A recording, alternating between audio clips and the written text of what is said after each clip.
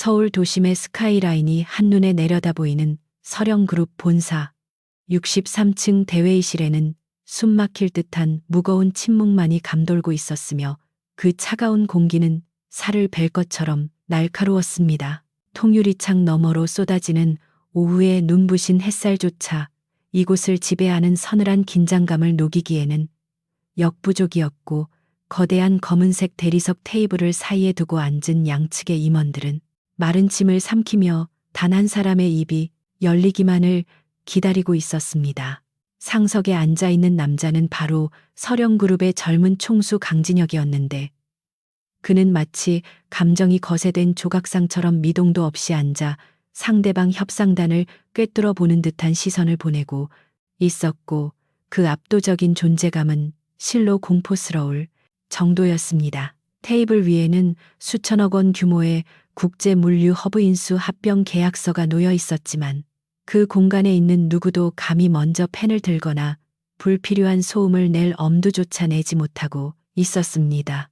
강진혁은 자신의 앞에 놓인 몽블랑 만년필을 가볍게 손가락으로 두드리며 상대방 대표의 이마에 맺힌 식은땀을 무심하게 관찰하고 있었는데, 이는 그가 협상 테이블에서 즐기는 유일한 유의거리에 가까웠습니다. 상대방은 이미 진혁이 던진 파격적이면서도 무자비한 조건에 완전히 기가 꺾여 있었고, 이제 남은 것은 그가 계약서에 서명함으로써 이 지루한 힘겨루기를 끝내는 절차뿐이었기에 승리는 이미 확정된 것이나 다름없었습니다.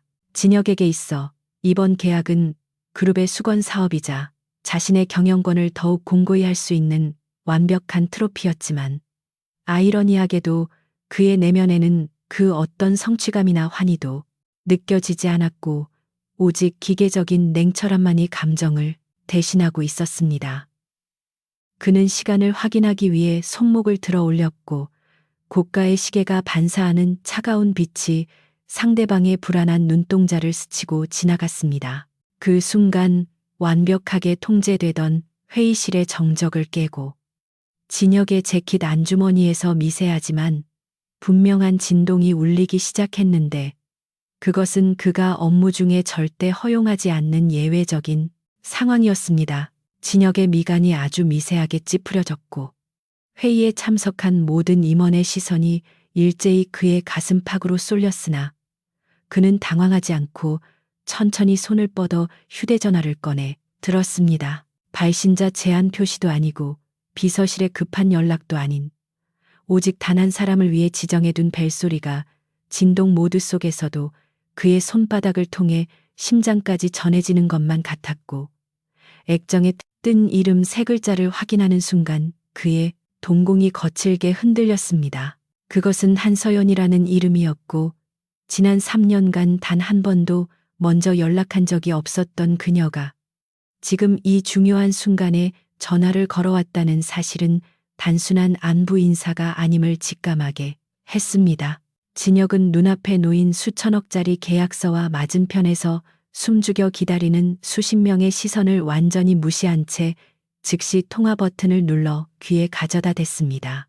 수화기 너머로 들려오는 것은 그가 예상했던 침착한 목소리가 아니라 거친 호흡 소리와 무언가 부서지는 듯한 소음, 그리고 공포에 질려 떨리는 그녀의 비명 섞인 목소리였습니다. 그녀는 살려달라는 말조차 제대로 잊지 못한 채 누군가에게 쫓기고 있는 듯 다급하게 주위 상황을 알리려 애쓰고 있었고, 그 소리를 듣는 순간 진혁의 머릿속에서는 이성이 끊어지는 소리가 들렸습니다. 그의 심장은 평소의 침착한 리듬을 잃고 미친 듯이 박동하기 시작했으며, 핏기가 싹 가신 그의 얼굴은 더 이상 냉철한 사업가의 것이 아니라 소중한 것을 잃을 위기에 처한 한 남자의 절박한 얼굴로 변해 있었습니다. 그는 자리를 박차고 일어났고, 의자가 뒤로 밀리며 바닥을 긁는 날카로운 소음이 회의실 전체를 울리며 사람들을 깜짝 놀라게 만들었습니다. 맞은편에 앉아있던 상대측 대표가 당황한 기색을 감추지 못하고 자리에서 일어나 무슨 일이냐고 물으려 했으나, 진혁은 그에게 눈길조차 주지 않은 채 손에 들고 있던 만년필을 테이블 위로 던지듯 내려놓았습니다. 검은색 만년필이 계약서 위를 굴러 바닥으로 떨어지는 모습은 마치 이 중요한 협상이 그에게 더 이상 아무런 가치도 없다는 것을 상징적으로 보여주는 듯 했습니다. 진혁은 떨리는 목소리로 비서실장에게 즉시 위치 추적을 지시하며 회의실 문을 향해 성큼성큼 걸어가기 시작했고, 그의 거친 발걸음마다 분노와 초조함이 묻어났습니다. 회의실 안에 있던 수십 명의 임원과 변호사들은 갑작스러운 사태에 얼어붙어 아무런 말도 하지 못했고, 서령그룹 역사상 가장 중요한 계약이 눈앞에서 무산될 위기에 처했음을 직감했습니다. 수행비서가 다급하게 진혁의 뒤를 따르며 회장님 지금 나가시면 계약은 파기될 수도 있다며 만류하려 했으나, 진혁은 걸음을 멈추지 않고 차가운 목소리로 닥치라고 일갈했습니다. 그에게 있어 지금 이 순간 세상의 모든 우선순위는 뒤집혔으며 수천억 원의 이익이나 그룹의 미래 따위는 전화기 너머에서 떨고 있는 한서연의 안위와 비교하면 먼지보다 가벼운 존재에 불과했습니다. 그는 육중한 회의실 문을 거칠게 열어 젖혔고, 그 소리에 놀란 복도의 직원들이 길을 비키며 물러서는 모습이 마치 홍해가 갈라지는 것과 같았습니다. 진혁이 떠난 회의실은 폭탄이 터진 듯한 혼란에 휩싸였고, 상대 측 대표단은 모욕감에 얼굴을 붉히며 거친 항의를 쏟아내기 시작했습니다. 하지만 진혁은 이미 엘리베이터 홀을 향해 질주하고 있었고, 그의 머릿속은 오로지 서연이 있을지도 모르는 위험한 상황에 대한 시뮬레이션으로 가득 차 있었습니다. 그는 통화가 끊어지지 않도록 전화기를 귀에 밀착한 채 그녀의 이름을 부르며 안심시키려 노력했지만, 수화기 너머에서는 둔탁한 타격음과 함께 그녀의 비명소리가 짧게 들린 후 통화가 끊어지고 말았습니다. 끊어진 전화기를 쥐고 있는 진혁의 손등에는 파란 핏줄이 터질 듯 솟아올랐고, 그는 엘리베이터 버튼을 부서져라 누르며 닫힌 문을 노려보았습니다. 1분 1초가 영원처럼 느껴지는 그 짧은 대기 시간 동안 그는 자신이 가진 모든 권력과 자원을 동원해서라도 그녀를 건드린 자들을 지옥 끝까지 쫓아가 응징하겠다고 다짐했습니다. 엘리베이터 문이 열리자마자 그는 안으로 뛰어들었고, 투명한 유리벽 너머로 멀어지는 회의실 쪽을 한 번도 돌아보지 않았습니다.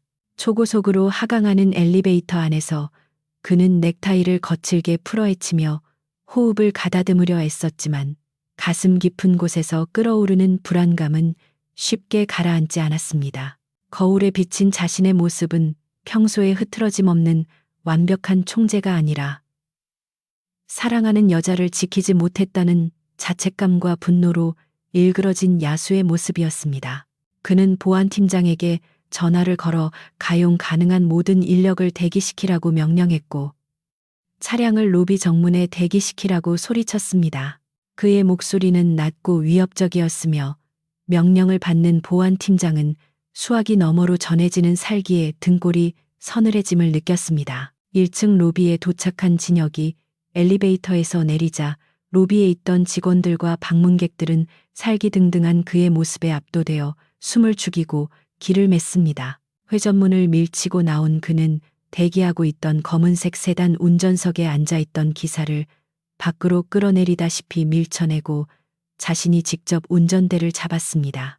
기사가 당황하여 무슨 말씀이라도 해달라고 외쳤지만, 진혁은 대답 대신 엑셀러레이터를 끝까지 밟았고 거대한 엔진음과 함께 차는 총알처럼 튀어나갔습니다. 타이어가 아스팔트를 긁으며 내는 날카로운 마찰음과 매캐한 연기가 서령그룹 본사 정문에 남겨졌고, 그는 복잡한 도심의 도로를 무법자처럼 질주하기 시작했습니다.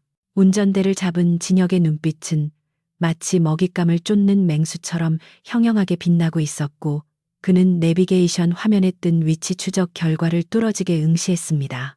좌표가 가리키는 곳은 서울 외곽의 폐공장 지대였는데, 그곳은 인적이 드물고 범죄의 온상이 되기 쉬운 우범지대였기에 그의 불안감은 더욱 증폭되었습니다. 그는 룸미러를 통해 멀어지는 서령그룹의 거대한 빌딩을 힐끗 보았는데, 그것은 마치 자신이 쌓아올린 성공과 명예라는 탑이 지금 이 순간부터는 아무런 의미가 없다는 것을 확인하는 의식과도 같았습니다.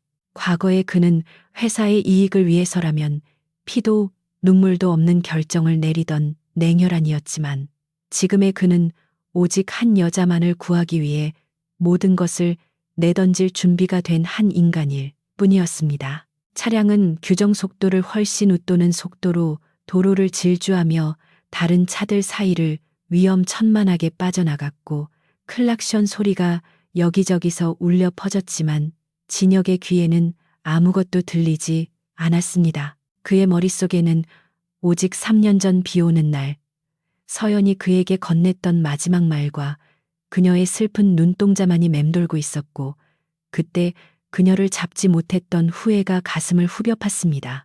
당시 그는 그룹의 후계자 자리를 지키기 위해 그녀를 외면해야만 했고 그것이 그녀를 지키는 유일한 방법이라고 믿었지만 결과적으로 그것은 비겁한 변명에 불과했다는 것을 이제야 뼈저리게 깨닫고 있었습니다. 서연이 지금 위험에 처한 것은 어쩌면 과거 자신의 선택이 불러온 업보일지도 모른다는 생각이 들자 죄책감이 그를 더욱 괴롭혔습니다. 위치 추적 신호가 멈춘 곳이 가까워질수록 주변의 풍경은 점점 황량해졌고 도로 위에는 낡은 트럭들만이 간간히 지나다닐 뿐이었습니다. 진혁은 조수석에 던져둔 재킷 안에서 여분의 탄창이 든 총기를 꺼내 확인했는데 이것은 그가 만약의 사태를 대비해 항상 구비해두는 호신용 무기였지만 실제로 사용하게 될 날이 올 줄은 몰랐습니다. 차가운 금속의 감촉이 손바닥에 닿자 그의 이성은 차갑게 가라앉았고 감정은 뜨겁게 타오르는 기이한 상태가 되었습니다. 그는 핸들을 꺾어 비포장도로로 진입했고 흙먼지를 일으키며 덜컹거리는 차체 속에서 멀리 보이는 낡은 폐공장의 실루엣을 노려보았습니다. 저곳에 그녀가 있다는 확신과 함께 그는 브레이크를 밟지 않고 속도를 더욱 높여 공장에 닫힌 철제 정문을 향해 돌진했습니다. 철문이 굉음과 함께 찌그러지며 열렸고 진혁의 차는 공장 마당 한가운데에 멈춰 섰는데 엔진룸에서 피어오르는 연기가 시야를 가렸습니다. 그는 차 문을 발로 차고 나오며 주위를 빠르게 스캔했고 공장이 층난간에 서 있는 몇 명의 건장한 사내들과 그들 뒤로 보이는 묶여있는 여성의 모습을 발견했습니다. 비록 거리가 멀고 얼굴이 가려져 있었지만 진혁은 단번에 그녀가 서연임을 알아볼 수 있었고 그녀의 축 늘어진 모습에 심장이 덜컥 내려앉았습니다. 사내들이 침입자의 등장에 당황하여 웅성거리는 사이 진혁은 망설임 없이 공장 내부로 걸어 들어갔고 그의 눈빛은 지옥에서 올라온 사신보다 더 공포스럽게 번득이고 있었습니다. 공장 내부의 퀴퀴한 곰팡이 냄새와 녹슨 철 냄새가 코를 찔렀지만 진혁은 오직 2층을 향해 시선을 고정한 채 묵묵히 계단을 향해 다가갔습니다. 난간에 있던 우두머리로 보이는 남자가 진혁을 향해 소리치며 멈추라고 위협했지만 진혁은 대꾸할 가치도 없다는 듯 무시하고 재킷을 벗어 바닥에 던졌습니다. 이제부터 시작될 싸움은 단순한 육탄전이 아니라 자신의 영혼을 건 전쟁이나 다름없었기에 그는 셔츠 소매를 걷어 올리며 근육의 긴장을 풀었습니다. 위에서 쇠파이프와 강목을 든 사내들이 계단을 타고 내려오며 그를 포위하기 시작했지만 진혁의 표정에는 두려움 대신 서늘한 살기만이 감돌았습니다. 그는 오늘 이곳에서 서연을 데리고 나가지 못한다면 자신 또한 이곳에서 죽을 각오가 되어 있었고 그 결연한 의지는 주변의 공기마저 얼어붙게 만들었습니다. 폐공장의 차가운 공기를 가르며 달려든 첫 번째 사내의 쇠파이프가 진혁의 머리를 노리고 날아들었지만 그는 반사적으로 몸을 숙여 공격을 피함과 동시에 상대의 복부에 묵직한 주먹을 꽂아 넣었습니다. 억하는 비명과 함께 사내가 바닥으로 고꾸라지자 진혁은 지체 없이 그의 손목을 꺾어 쇠파이프를 빼앗아 들었고 순식간에 공수 전환이 이루어지며 공장 안의 긴장감은 최고조에 달했습니다. 진혁의 움직임에는 군더더기가 없었으며 이는 그가 단순히 책상머리에 앉아 결제 서류나 검토하던 온실 속의 화초가 아님을 증명하는 것이었고 어린 시절부터 후계자 수업에 일환으로 익혀온 실전 격투술이 본능적으로 깨어난 결과였습니다. 그는 자신을 둘러싼 다수의 적들을 향해 짐승처럼 낮은 으르렁거림을 토해내며 한 걸음도 물러서지 않고 오히려 그들의 포위망 속으로 파고들었습니다. 진혁이 휘두른 쇠파이프가 허공을 가를 때마다 둔탁한 타격음과 고통 섞인 신음이 공장 내부를 울렸고 그의 하얀 셔츠는 튀어오른 핏자국과 먼지로 인해 엉망이 되어가고 있었지만 그의 눈빛만은 여전히 형형하게 빛나고 있었습니다. 그는 적으로부터 날아오는 공격을 단순히 막아내는 것에 그치지 않고 상대의 관절이나 급소를 정확히 타격하여 다시는 일어서지 못하도록 만드는 잔혹한 효율성을 보여주었습니다. 이것은 그가 비즈니스 세계에서 경쟁자들을 제거할 때 보여주었던 냉철한 방식과 놀랍도록 닮아 있었지만 지금의 폭력은 자신의 이익이 아닌 오직 한 여자를 구하기 위한 처절한 몸부림이라는 점에서 그 성격이 완전히 달랐습니다. 그의 이마에서 흘러내린 땀방울이 눈을 찔러왔지만 그는 눈을 깜빡이는 시간조차 아까운 듯 시야를 고정한 채 끊임없이 움직였습니다. 싸움이 격해질수록 진혁의 호흡은 거칠어졌고 옆구리에 스친 강목의 충격으로 인해 갈비뼈 부근에서 날카로운 통증이 느껴졌지만 그 고통은 오히려 그의 정신을 더욱 명료하게 만들 뿐이었습니다. 그는 육체적인 고통보다 더 큰 두려움이 자신의 심장을 옥죄고 있음을 느꼈는데 그것은 바로 자신이 조금이라도 늦으면 서연을 영영 잃을 수도 있다는 공포였습니다. 그 공포는 아드레날린이 되어 그의 근육을 폭발시키고 지친 몸을 다시 움직이게 하는 원동력이 되었으며 그는 마치 통증을 느끼지 못하는 기계처럼 쓰러진 적들을 넘고 넘어 2층으로 향하는 계단을 향해 전진했습니다. 계단 입구를 막고 있던 덩치 큰 사내가 칼을 꺼내 들고 위협했지만 진혁은 망설임 없이 돌진하여 그의 팔을 비틀고 명치를 가격해 제압했습니다. 계단을 오르는 진혁의 머릿속에는 3년 전 서연과 함께했던 평화로웠던 시절의 기억들이 주마등처럼 스쳐 지나갔는데 그것은 지금의 피비린내 나는 상황과 극명한 대조를 이루며 그의 가슴을 더욱 아프게 했습니다. 그녀는 차가운 계산과 이익만이 존재하는 그의 삭막한 인생에 유일하게 따뜻한 온기를 불어넣어준 존재였고 그가 가면을 벗고 평범한 남자로 돌아갈 수 있게 해준 안식처였습니다. 하지만 그는 그룹을 장악해야 한다는 야망과 그녀를 자신의 복잡한 싸움에 휘말리게 하고 싶지 않다는 오만한 판단으로 그녀를 밀어냈었고 그 결과가 지금 눈앞에 펼쳐진 참혹한 현실이라는 사실에 그는 피를 토하고 싶은 심정이었습니다. 그는 계단 난간을 움켜쥐며 스스로에게 맹세했는데 이번에 그녀를 구해낸다면 다시는 그녀의 손을 놓지 않겠다고 다짐하며 마지막 남은 힘을 짜냈습니다. 2층 난간에 도달하자 우두머리로 보이는 남자가 서연의 머리채를 잡고 그녀의 목에 날카로운 칼날을 들이댄 채 진혁을 노려보고 있었고 그 비열한 모습에 진혁의 이성은 붉게 물들었습니다. 서연의 얼굴은 멍과 상처로 엉망이었고 입에는 재갈이 물려 있었지만 공포에 질려 눈물 고인 눈으로 진혁을 바라보며 고개를 저어오지 말라는 신호를 보내고 있었습니다. 그 모습을 본 진혁의 심장은 갈갈이 찢겨 나가는 듯했지만 그는 겉으로는 지극히 냉정한 표정을 유지하며 천천히 숨을 고르고 우두머리와의 거리를 좁혀 나갔습니다. 그는 섣불리 움직이면 서연이 다칠 수 있다는 것을 알기에 도발적인 말 대신 차가운 침묵으로 상대를 압박했는데 그 무거운 침묵은 고함보다 더 큰 위압감을 주었습니다. 우두머리는 진혁의 기세에 눌려쥐고 있던 칼을 미세하게 떨었고 진혁은 그 찰나의 흔들림을 놓치지 않고 협상을 제안하는 척하며 주머니에서 지갑을 꺼내는 신욕을 했습니다. 돈을 원한다면 얼마든지 주겠으니 여자를 보내라는 진혁의 낮은 목소리는 우두머리의 탐욕을 자극했고 그가 잠시 계산을 위해 시선을 진혁의 손으로 옮기는 순간 진혁은 손에 쥐고 있던 쇠파이프를 집어 던졌습니다. 쇠파이프는 정확하게 우두머리의 어깨를 강타했고 그가 고통의 비명을 지르며 칼을 놓치는 사이 진혁은 번개같이 달려들어 그를 걷어차고 서연을 자신의 등 뒤로 보호했습니다.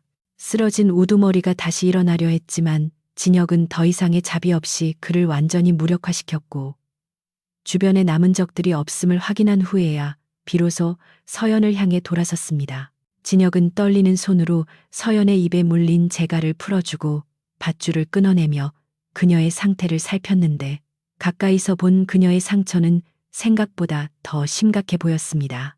서연은 풀려나자마자 다리에 힘이 풀려 주저앉았고 진혁은 그런 그녀를 와락 껴안으며 자신의 품 안으로 깊숙이 끌어당겼습니다. 늦어서 미안하다는 그의 목소리는 물기에 젖어 갈라져 있었고 평생 남에게 고개를 숙이거나 사과해 본 적 없는 오만한 남자가 처음으로 참회의 눈물을 흘리고 있었습니다.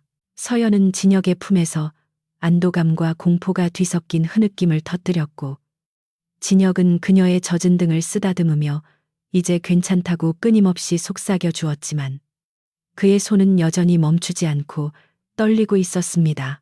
그는 서연을 안아 올리기 위해 몸을 일으켰지만 격렬한 싸움의 여파로 인해 다리가 후들거렸고 시야가 잠시 흐릿해지는 현기증을 느꼈습니다. 하지만 이곳은 아직 안전한 곳이 아니었기에 그는 이를 악물고 정신을 차리며 서연을 공주님 안기 자세로 들어 올린 채 계단을 내려가기 시작했습니다. 그녀의 체온이 셔츠를 통해 전해져 오자 그는 비로소 그녀가 살아있다는 실감을 할 수 있었고 그 사실 하나만으로도 모든 고통을 견뎌낼 수 있었습니다.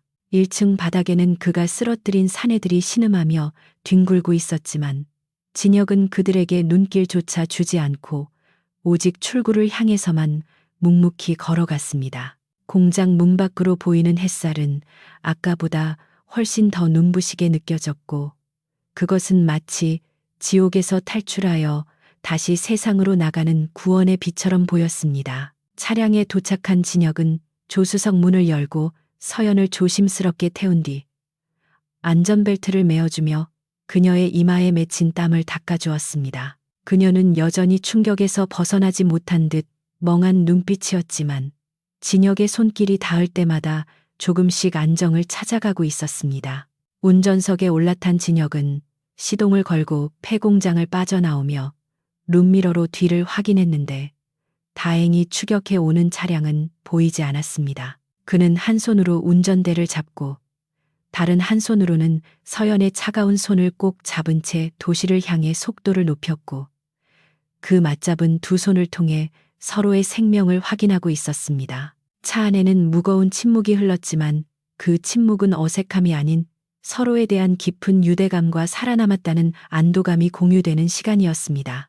도로를 달리는 동안 진혁은 서연의 상처를 치료하기 위해 병원으로 갈지 아니면 보안이 확실한 자신의 거처로 갈지 고민했지만 이번 사건이 단순한 납치가 아님을 직감했기에 노출된 병원보다는 자신의 사유지가 더 안전하다고 판단했습니다. 그는 차량의 핸즈프리 기능을 이용해 주치의에게 전화를 걸어 필요한 의료 장비와 인력을 챙겨 자신의 집으로 오라고 지시했고 보안팀장에게는 상황 종료 보고와 함께 철저한 경계를 명령했습니다.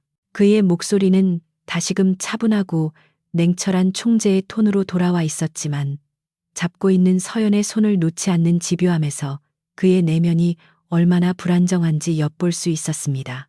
서연은 창밖을 바라보며 흐르는 눈물을 닦아내지 않았고 진혁은 그런 그녀를 힐끗 보며 가슴 한구석이 옥죄어 오는 통증을 느꼈습니다. 도심에 진입하자 퇴근 시간에 차량 행렬과 마주쳤지만 진혁은 능숙하게 차선을 변경하며 가장 빠른 경로로 차를 몰았습니다.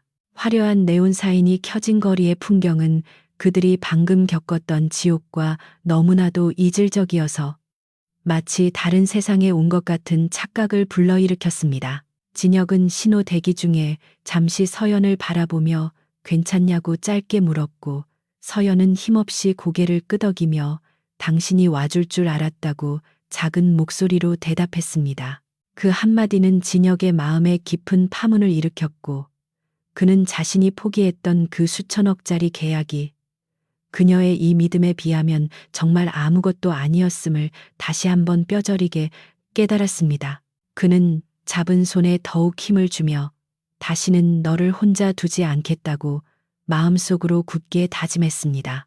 자동차가 높은 담장으로 둘러싸인 진혁의 저택 정문을 통과하자 대기하고 있던 경호원들이 문을 열어주었고 넓은 정원에는 이미 의료진이 도착해 대기하고 있는 모습이 보였습니다. 차가 현관 앞에 멈추자마자 의료진들이 달려와 서연의 상태를 살피려 했지만 진혁은 그들을 제지하고 자신이 직접 그녀를 안고 집 안으로 들어갔습니다. 그는 서연을 다른 사람의 손에 맡기는 것조차 불안해하는 불안 증세를 보이고 있었고 그녀를 침실에 눕히고 나서야 비로소 의사에게 자리를 비켜주었습니다. 진혁은 피와 먼지로 더러워진 자신의 옷을 갈아입을 생각도 하지 못한 채 방 한 구석에 서서 의사가 그녀를 치료하는 모습을 매의 눈으로 지켜보았고 그녀가 고통스러워 할 때마다 자신의 살이 베이는 듯한 아픔을 느꼈습니다. 의사가 응급처치를 마치고 안정을 취하면 괜찮을 거라는 소견을 밝히자 그제야 진혁은 긴장이 풀리며 다리에 힘이 빠져 의자에 주저앉았습니다. 그는 비서에게 따뜻한 물과 옷가지를 가져오라고 지시한 뒤 서연의 침대 곁으로 다가가 그녀의 창백한 얼굴을 내려다보았습니다. 마치 기운으로 잠든 그녀의 얼굴은 평온해 보였지만 눈가에 남은 눈물 자국은 그녀가 겪었을 공포를 증명하고 있었습니다. 진혁은 조심스럽게 손을 뻗어 그녀의 뺨을 쓰다듬었고 그 거친 손길에서 느껴지는 온기에 서연이 잠결에 얼굴을 비비자 그는 참아왔던 숨을 길게 토해냈습니다. 이제 그는 그녀를 지키기 위해 자신의 모든 것을 걸고 싸울 준비가 되어 있었고 그 싸움의 대상이 누구든 상관없이 철저하게 짓밟아 주리라 다짐했습니다. 창밖에는 어둠이 짙게 깔리기 시작했고 멀리서 들려오는 사이렌 소리가 도시의 밤을 깨우고 있었지만 진혁의 방 안은 폭풍 전야처럼 고요했습니다. 그는 테이블 위에 올려둔 자신의 휴대전화를 집어들었는데 화면에는 수십 통의 부재중 전화와 비서실의 다급한 메시지들이 가득했습니다. 회사의 주가가 폭락하고 이사회가 소집되었다는 소식들이었지만 진혁의 표정에는 그 어떤 동요도 없었습니다. 그는 전화기를 꺼버리고 다시 서연에게 시선을 돌렸는데 그의 눈빛은 더 이상 흔들리지 않는 확고한 결의로 가득 차 있었습니다. 오늘 밤은 오직 그녀만을 위한 시간이어야 했고 내일 닥쳐올 시련은 내일의 자신이 감당하면 될 일이었습니다. 진혁은 피 묻은 셔츠를 벗어 던지고 욕실로 들어가 거울 속에 비친 자신의 상처투성이 몸을 바라보았습니다. 옆구리에는 시퍼런 멍이 들어 있었고 주먹은 까져서 피가 맺혀 있었지만 그는 그 상처들이 오히려 자랑스럽게 느껴졌습니다. 그것은 자신이 사랑하는 사람을 지켜낸 훈장과도 같은 것이었고 비로소 자신이 살아있는 인간임을 증명하는 증거였습니다. 그는 차가운 물을 틀어 얼굴에 끼얹으며 머릿속에 열기를 식혔고 거울 속에 자신과 눈을 맞추며 이제부터 진짜 전쟁이 시작될 것임을 예감했습니다. 그를 끌어내리려는 하이에나들이 득실거리는 회사로 돌아가기 전에 그는 반드시 이번 사건의 배후를 밝혀내고 그 대가를 치르게 할 것이었습니다. 서울 외곽의 한적한 숲속에 자리 잡은 강진혁의 개인 별장은 마치 세상과 단절된 요새처럼 고요한 어둠 속에 잠겨 있었고 창문 틈으로 스며드는 달빛만이 방 안의 무거운 공기를 희미하게 비추고 있었습니다. 방금 전까지만 해도 생사를 오가는 긴박한 상황 속에 있었던 것과는 대조적으로 이곳 침실은 의료기기가 작동하는 규칙적인 기계음과 한서연의 고른 숨소리만이 들려오는 평화로운 공간이었습니다.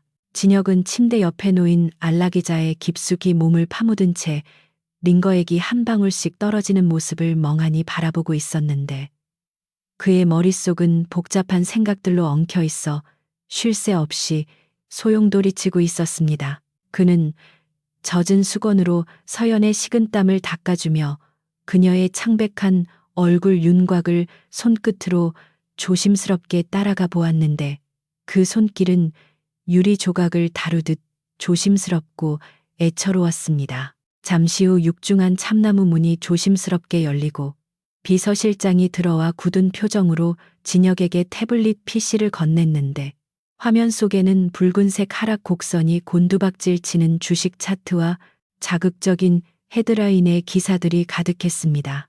오늘 오후 회의 중단 사태는 증권가에 즉각적인 쇼크를 안겨주었고 서령그룹의 주가는 장 마감 직전 하한가를 기록하며 수조 원의 시가총액이 증발해 버린 상황이었습니다. 언론은 젊은 총수의 무책임한 일탈과 경영 능력 부재를 비난하는 기사를 쏟아내고 있었고 경쟁사들은 이 틈을 타 서령그룹의 신용 등급 강등을 부채질하는 루머를 퍼뜨리고 있었습니다. 비서실장은 난처한 기색을 감추지 못한 채 이사회 임원들이 회장님의 해명을 요구하며 긴급 소집을 요청하고 있다고 보고했지만 진혁의 표정에는 미동조차 없었습니다. 진혁은 태블릿 화면을 차가운 눈으로 훑어보다가 전원 버튼을 눌러 화면을 꺼버리고는 테이블 위에 아무렇게나 던져두었는데 그 소리가 침묵을 깨고 날카롭게 울렸습니다. 그는 비서실장을 향해 나지막하지만 단호한 목소리로 오늘 밤은 그 누구의 연락도 받지 않을 것이며 회사 일은 내일 아침에 생각하겠다고 일축해버렸습니다. 비서실장은 회사의 운명이 걸린 중대차한 시기에 총수가 자리를 비우는 것은 위험하다고 간곡히 조언하려 했으나 진혁의 서늘한 눈빛을 마주하자 입을 다물 수밖에 없었습니다. 지금 진혁에게 중요한 것은 눈앞에서 사라진 숫자가 아니라 사경을 헤매다 겨우 안정을 찾은 침대 위의 여인이었으며 그녀가 다시 눈을 뜰 때 가장 먼저 보는 사람이 자신이어야 한다는 강박에 가까운 집념뿐이었습니다. 비서실장이 물러가고 방 안에 다시 정적이 찾아오자 진혁은 깍지를 낀 채 상체를 숙여 자신의 무릎에 이마를 대고 깊은 한숨을 내쉬었습니다. 그는 자신이 오늘 내린 결정이 그룹 내의 반대파들에게 더할 나위 없는 공격의 빌미를 제공했다는 사실을 누구보다 잘 알고 있었지만 시간을 되돌린다 해도 똑같은 선택을 했을 것임을 확신했습니다. 지난 3년간 그는 그룹의 이익을 최우선으로 여기며 자신의 감정을 철저히 억누르고 살아왔지만 그 결과 남은 것은 거대한 부와 권력 뒤에 숨겨진 공허함과 서연을 지키지 못했다는 죄책감 뿐이었습니다. 오늘 그녀가 납치당했다는 소식을 들었을 때 느꼈던 그 끔찍한 상실감은 그가 쌓아 올린 모든 성취가 모래성처럼 무너져 내리는 듯한 충격을 주었기에 그는 더 이상 자신을 속이지 않기로 했습니다. 침대 위에서 얕은 신음을 내뱉으며 서연이 몸을 뒤척이자 진혁은 즉시 상념에서 깨어나 자리에서 일어나 그녀의 상태를 살폈습니다.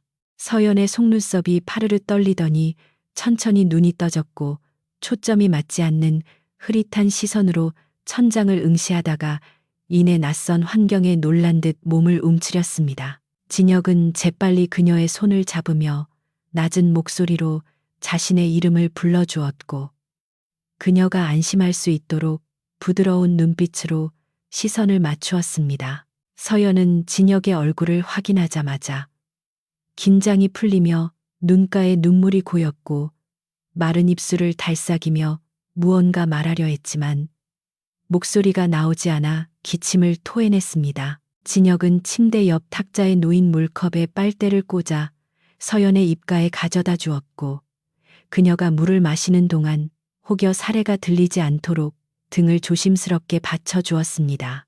차가운 물이 목을 타고 넘어가자 서연은 조금씩 정신이 맑아지는 것을 느꼈고 자신이 지금 어디에 있는지 그리고 어떻게 이곳에 오게 되었는지 기억을 더듬기 시작했습니다.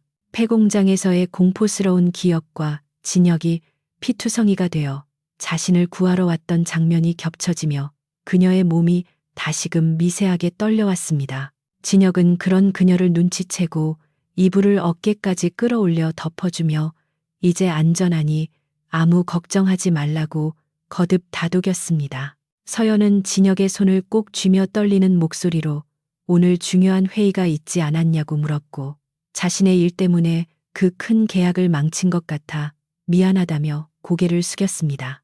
그녀는 비록 진혁과 헤어진 사이였지만 뉴스를 통해 항상 그의 소식을 챙겨보고 있었기에 오늘 회의가 그에게 얼마나 중요한 의미를 갖는지 누구보다 잘 알고 있었습니다. 진혁은 그녀의 말에 씁쓸한 미소를 지으며 계약 따위는 다시 하면 그만이지만 너는 세상에 단 하나뿐이라 대체할 수 없다고 대답했습니다. 그 말은 평소 냉철하고 계산적이던 강진혁의 입에서 나왔다고는 믿기 힘든 고백이었기에 서연은 놀란 눈으로 그를 바라보았고 두 사람 사이에는 애틋한 기류가 흘렀습니다. 진혁은 서연의 헝클어진 머리카락을 귀 뒤로 넘겨주며 3년 전 자신이 그녀를 떠나보냈던 것이 그녀를 보호하기 위한 선택이 아니라 자신의 나약함 때문이었음을 시인했습니다. 그는 자신이 더 강해지면 그녀를 다시 데려오겠다고 다짐했었지만 정작 자신이 강해지는 동안 그녀가 위험에 노출되어 있었다는 사실을 몰랐던 자신을 자책했습니다. 서연은 진혁의 진심 어린 사과에 눈물을 흘리며 고개를 저었고 그동안 그를 원망하기도 했지만 그가 짊어진 왕관의 무게가 얼마나 무거운지 알기에 그를 이해하려 노력했다고 말했습니다. 두 사람은 과거의 오해와 아픔을 털어놓으며 서로의 마음을 확인했고 위기 속에서 다시 피어난 사랑은 더욱 단단해지고 있었습니다. 그러던 중 서연의 표정이 갑자기 굳어지며 납치당했을 때 들었던 범인들의 대화 내용이 떠올랐다고 말했습니다. 그녀는 납치범들이 단순히 돈을 노린 잡범들이 아니었다고 확신하며 그들이 통화할 때 누군가에게 상무님이라고 호칭하며 상황을 보고했다고 증언했습니다. 서연의 기억에 따르면 납치범 중 한 명이 전화 통화에서 지금 회의가 시작될 시간이니 곧 연락이 올 것이라고 말하며 타이밍을 맞추는 듯한 발언을 했었습니다. 이 말을 들은 진혁의 눈매가 날카로워졌고 그는 이것이 우발적인 범죄가 아니라 치밀하게 계획된 음모임을 직감했습니다. 서연은 기억을 더듬으며 또 다른 결정적인 단서를 제공했는데 납치범들이 주고받은 대화 중에서 이번 일이 끝나면 해외 지사로 발령받게 해주겠다는 약속을 언급했다는 것이었습니다. 그리고 그들이 사용하던 차량의 조수석에 놓여있던 서류 봉투에 서령건설이라는 로고가 찍혀 있었다는 사실도 덧붙였습니다. 서령건설은 서령그룹의 계열사 중 하나였지만 현재 구조 조정 문제로 인해 본사와 갈등을 빚고 있는 곳이었고 그곳의 책임자는 다름 아닌 진혁의 숙부 최동민이 실질적으로 관리하고 있는 곳이었습니다. 모든 정황이 하나의 점으로 연결되자 진혁의 머릿속에는 퍼즐이 맞춰지듯 사건의 전말이 그려지기 시작했습니다. 진혁은 주먹을 꽉 쥐며 치밀어 오르는 분노를 억눌렀는데 최동민이 자신의 경영권을 흔들기 위해 서연을 이용했다는 사실은 그가 상상할 수 있는 최악의 시나리오였습니다. 단순히 돈을 요구하거나 회사를 공격하는 것이 아니라 인간의 목숨을 담보로 비열한 게임을 벌였다는 것에 대해 진혁은 참을 수 없는 모멸감을 느꼈습니다. 최동민은 진혁이 서연에게 약하다는 사실을 알고 있는 몇 안 되는 인물 중 하나였고 그 약점을 이용하여 중요한 계약을 무산시키고 진혁을 부적격한 경영자로 몰아세우려는 계획을 세운 것이 분명했습니다. 진혁은 차가운 미소를 지으며 그들이 건드려서는 안 될 영린을 건드렸음을 뼈저리게 후회하게 만들어주겠다고 다짐했습니다. 진혁은 서연에게 더 이상의 기억을 강요하지 않고 그녀를 안심시키며 휴식을 취하도록 유도했지만 그의 머릿속은 이미 반격을 위한 계산으로 분주하게 돌아가고 있었습니다. 그는 내일 아침 이사회가 열리면 최동민과 그 추종 세력들이 자신을 해임하려 들 것이라는 것을 예상했고 그에 대비한 카드를 준비해야만 했습니다. 하지만 지금 당장은 서연의 안전이 최우선이었기에 그는 섣불리 움직이지 않고 적들이 방심하고 있을 때를 노려 치명적인 일격을 가할 계획을 세웠습니다. 그는 침대 옆에 인터폰을 들어 보안팀장에게 연결하여 별장의 경비를 최고 수준으로 격상하고 주변의 쥐새끼 한 마리도 얼씬거리지 못하게 하라고 명령했습니다. 전화를 끊은 진혁은 다시 서연을 바라보았는데 약 기운이 도는지 그녀의 눈꺼풀이 무겁게 내려앉고 있었습니다. 그는 그녀가 잠들 때까지 곁에 있어주겠다고 약속하며 그녀의 손을 자신의 뺨에 가져다 대고 온기를 나누었습니다. 서연은 진혁의 체온을 느끼며 다시 깊은 잠에 빠져들었고 진혁은 잠든 그녀의 얼굴을 바라보며 밤을 지새울 준비를 했습니다. 창밖에는 비가 내리기 시작했고 빗방울이 창문을 때리는 소리가 방 안의 적막을 채웠지만 진혁의 마음은 그 어느 때보다 차분하고 냉정했습니다. 그는 밤새도록 의자에 앉아 노트북을 켜고 회사의 내부 감사 자료와 최동민의 비자금 관련 파일들을 은밀하게 검토하기 시작했습니다. 그동안 숙부라는 이유로 눈 감아 주었던 비리들이 꼬리에 꼬리를 물고 나타났고 이것들은 내일 전쟁터에서 그를 무너뜨릴 강력한 무기가 될 것이었습니다. 화면에 비친 진혁의 얼굴은 피로가 역력했지만 눈빛만은 먹이를 노리는 맹수처럼 빛나고 있었고 그는 내일 아침이 밝아오기만을 기다리고 있었습니다. 서연이 잠결에 뒤척일 때마다 그는 하던 일을 멈추고 그녀를 다독여주며 이중생활을 하듯 다정함과 냉혹함 사이를 오갔습니다. 시간이 흘러 새벽빛이 창가에 스며들기 시작할 무렵 진혁은 모든 준비를 마쳤다는 듯 노트북을 덮고 자리에서 일어나 굳은 몸을 풀었습니다. 그는 잠든 서연의 이마에 가볍게 입을 맞추고 잠시 밖으로 나와 테라스에서 차가운 새벽 공기를 마셨습니다. 비갠 뒤에 숲냄새가 머리를 맑게 해주었고 그는 떠오르는 태양을 바라보며 오늘이 서령그룹의 역사를 새로 쓰는 날이 될 것임을 예감했습니다. 그는 다시 방으로 돌아와 서연이 깨지 않도록 조심스럽게 옷을 갈아입었는데 말끔한 수트 차림으로 변모한 그는 다시금 완벽한 총재의 모습으로 돌아와 있었습니다. 진혁은 서연의 머리맡에 메모를 남겨두었는데 내용은 자신이 곧 돌아올 테니 걱정 말고 푹 쉬고 있으라는 짧지만 진심이 담긴 메시지였습니다. 그는 별장을 지키는 경호원들에게 다시 한번 철통 보안을 당부하고 대기하고 있던 차량에 올랐습니다. 차문이 닫히고 시동이 걸리자 그는 운전기사에게 본사가 아닌 이사들이 모여있는 호텔 연회장으로 가자고 지시했습니다. 그는 회의실이 아닌 적들의 본거지로 직접 찾아가 그들의 목을 조를 생각이었고 이제 사냥꾼은 그들이 아니라 바로 강진혁 자신이었습니다. 차가 출발하자 진혁은 뒷좌석에 기대어 눈을 감고 잠시 명상에 잠겼는데 그의 머릿속에는 오직 승리에 대한 확신만이 가득했습니다. 어제까지만 해도 회사의 이익을 위해 살았던 그는 이제 사랑하는 사람을 지키고 정의를 구현하기 위해 싸우는 전사가 되어 있었습니다.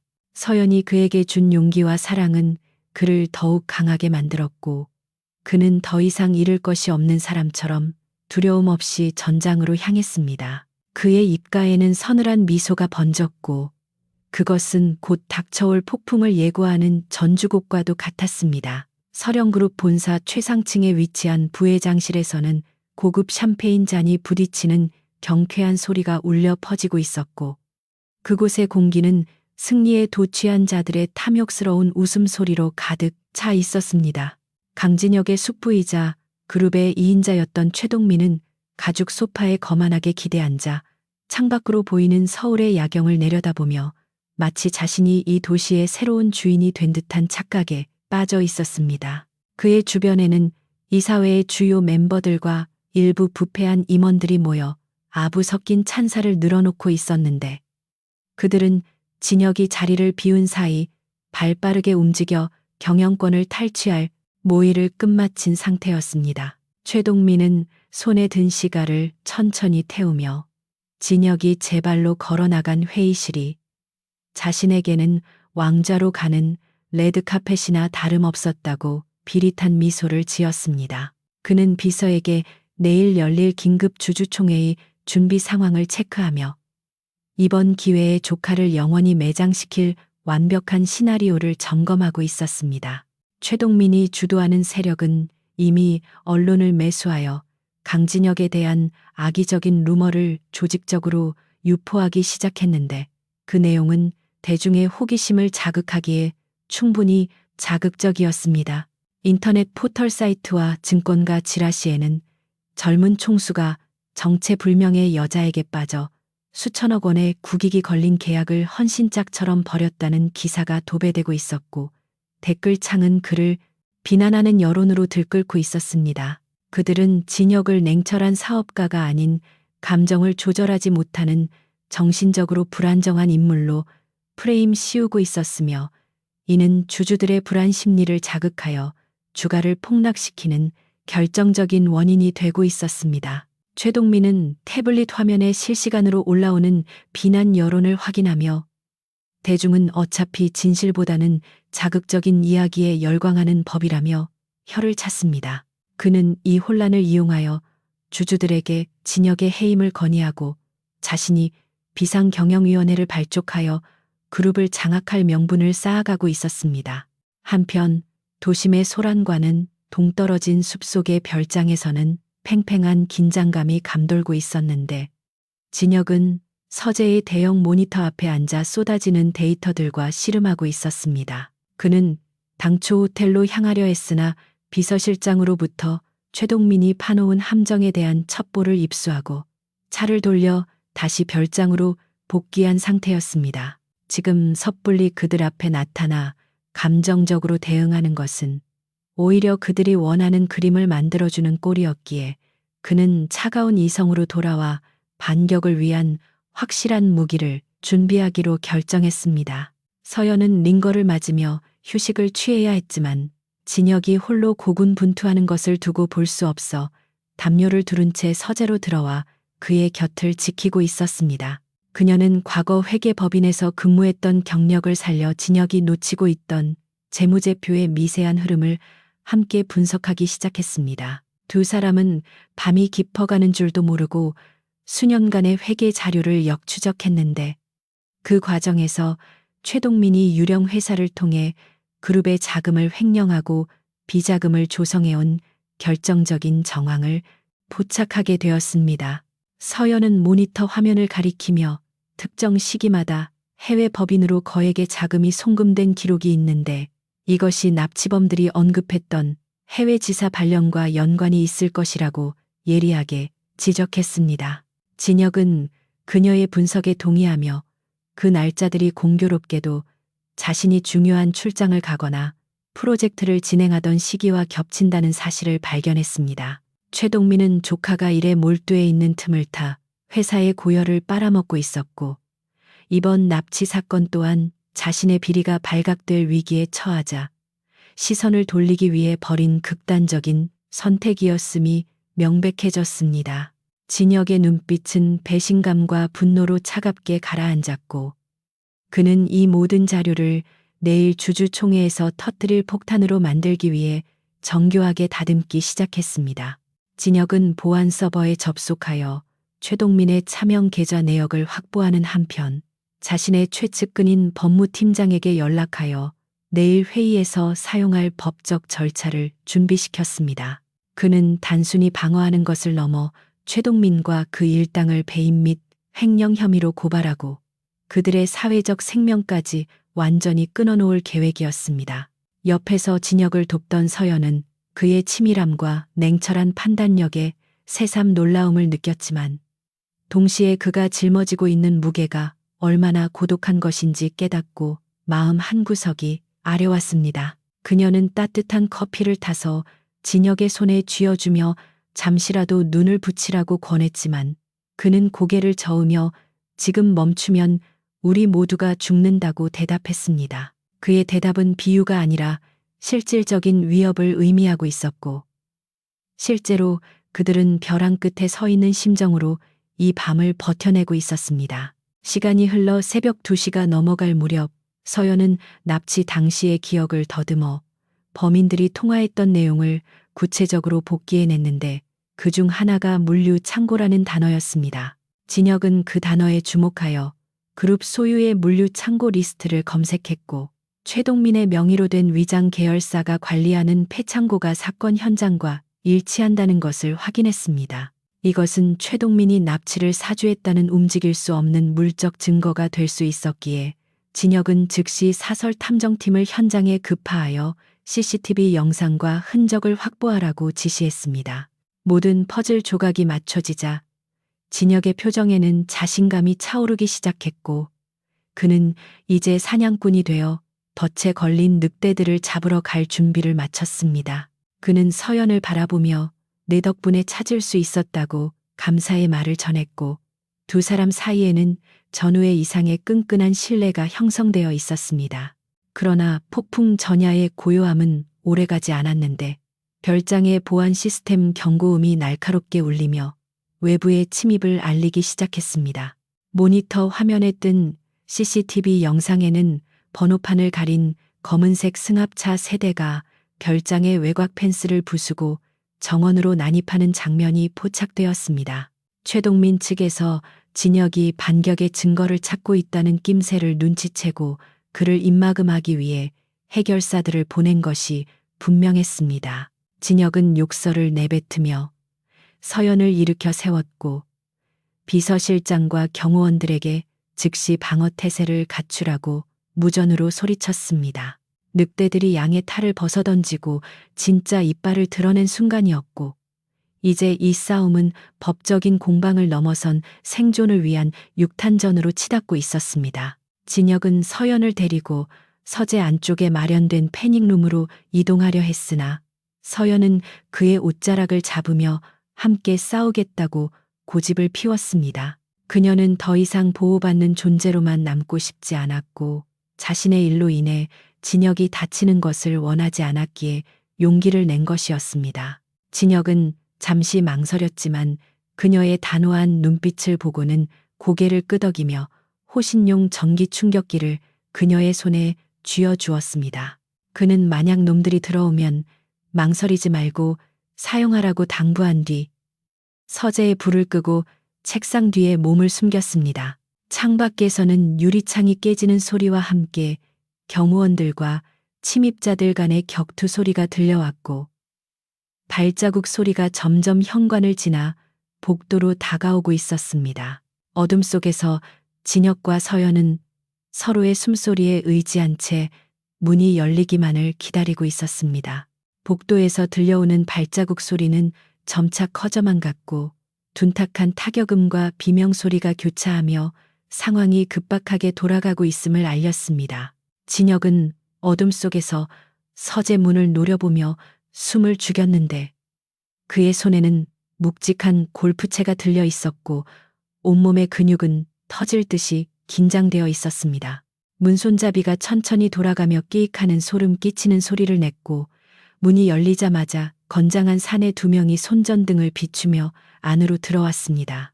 빛이 방 안을 훑으며 책상 쪽으로 다가오는 순간 진혁은 맹수처럼 튀어나가 앞장선 사내의 팔을 가격하고 명치를 걷어차 쓰러뜨렸습니다. 뒤따라 들어오던 사내가 놀라 칼을 휘둘렀지만 진혁은 몸을 날려 그를 덮쳤고 두 사람은 바닥을 뒹굴며 거칠게 엉겨 붙었습니다. 서연은 공포에 질려 비명을 지르고 싶었지만 입술을 깨물며 참아내고 바닥에 떨어진 손전등을 집어들어 진혁을 공격하려는 사내의 얼굴을 향해 비췄습니다. 갑작스러운 빛에 시야를 잃은 사내가 주춤하는 사이 진혁은 그 틈을 놓치지 않고 주먹을 날려 그를 기절시켰습니다. 하지만 복도에서는 더 많은 발자국 소리가 들려왔고 진혁은 서연의 손을 잡고 서재와 연결된 비밀 통로를 통해 차고로 이동하기로 결정했습니다. 그들은 미로 같은 별장의 복도를 달리며 추격자들을 따돌려야 했고 숨이 턱끝까지 차오르는 상황에서도 잡은 손을 절대 놓지 않았습니다. 이것은 단순히 도망치는 것이 아니라 내일의 승리를 위해 잠시 몸을 피하는 전략적 후퇴였습니다. 차고에 도착한 진혁은 미리 준비해둔 스포츠카에 서연을 태우고 셔터 문을 열었는데 차고 앞을 막아서고 있는 또 다른 차량을 발견했습니다. 그는 망설임 없이 엑셀러레이터를 밟아 정면으로 돌진했고 굉음과 함께 상대 차량의 측면을 들이받으며 길을 뚫었습니다. 충격으로 인해 에어백이 터질 뻔했지만 진혁은 능숙하게 핸들을 조작하여 혼란에 빠진 적들을 뒤로 한 채 어둠 속의 도로를 향해 질주했습니다. 백미러로 멀어지는 별장의 불빛을 보며 진혁은 이를 갈았는데 자신의 안식처까지 짓밟은 그들에게 반드시 피해 대가를 치르게 하겠다고 맹세했습니다. 이제 그들이 갈 곳은 단 한 군데, 바로 내일 아침 주주총회가 열리는 본사 대강당뿐이었습니다. 차 안에서 거친 숨을 몰아쉬는 서연의 손을 잡으며 진혁은 낮은 목소리로 내일 아침이 되면 세상이 뒤집힐 것이라고 말했습니다. 그는 더 이상 숨어서 증거를 모으는 탐정이 아니었으며 자신의 것을 되찾으러 가는 복수의 화신이 되어 있었습니다. 밤하늘에는 먹구름이 걷히고 있었지만 진혁의 마음속에는 더욱 거센 폭풍우가 몰아치고 있었고 그 에너지는 고스란히 내일의 결전을 위한 동력이 되고 있었습니다. 최동민과 그 일당들은 오늘 밤 축배를 들고 있겠지만 내일 아침 그자는 독배가 되어 그들의 목을 조를 것이라는 확신이 진혁의 전신을 감싸고 돌았습니다. 도로 위를 달리는 차의 헤드라이트 불빛만이 그들의 앞길을 비추는 유일한 희망이었고 두 사람은 말없이 다가올 운명의 시간을 기다리고 있었습니다. 검은색 스포츠카가 도심의 화려한 불빛을 뒤로하고 어둠이 짙게 깔린 구도심의 낡은 상가 골목으로 미끄러지듯 들어섰는데 이곳은 화려한 서령그룹의 본사와는 정반대의 풍경을 지닌 곳이었습니다. 진혁은 백미러를 통해 혹시 모를 추격자가 있는지 다시 한번 확인한 후 좁은 골목 깊숙한 곳에 위치한 허름한 건물 앞에 차를 세웠고 엔진 소리가 잦아들자 비로소 긴박했던 추격전의 열기가 조금씩 식어가는 것을 느꼈습니다. 이곳은 진혁이 만약의 사태를 대비해 오래전부터 마련해둔 비밀 안전 가옥으로 그의 존재를 아는 사람은 극소수에 불과했기에 최동민의 감시망을 피하기에는 최적의 장소였습니다. 조수석에 앉아있던 서연은 창백한 얼굴로 거칠게 숨을 몰아쉬고 있었지만 그녀의 눈빛만은 두려움보다는 앞으로 닥칠 일에 대한 결연한 의지로 빛나고 있었고 진혁은 그런 그녀를 보며 가슴 한편이 묵직해지는 것을 느꼈습니다. 두 사람은 차에서 내려 주위의 시선을 피해 재빠르게 건물 안으로 이동했고 낡은 엘리베이터를 타고 올라가 철제 도어락에 비밀번호를 입력하자 먼지 쌓인 공기와 함께 차가운 금속성의 내부가 드러났습니다. 겉보기에는 평범한 사무실처럼 보였지만 안쪽에는 최첨단 보안 시스템과 외부 네트워크와 차단된 독립 서버가 갖추어져 있어 그들이 확보한 증거를 분석하고 반격을 준비하기에는 더할 나위 없는 요새였습니다. 진혁은 서연을 소파에 앉히고 물을 건넨 뒤 곧바로 메인 컴퓨터의 전원을 켰고 모니터 화면이 푸른 빛을 내뿜으며 켜지자 그의 표정은 다시금 냉철한 전략가의 모습으로 돌아왔습니다.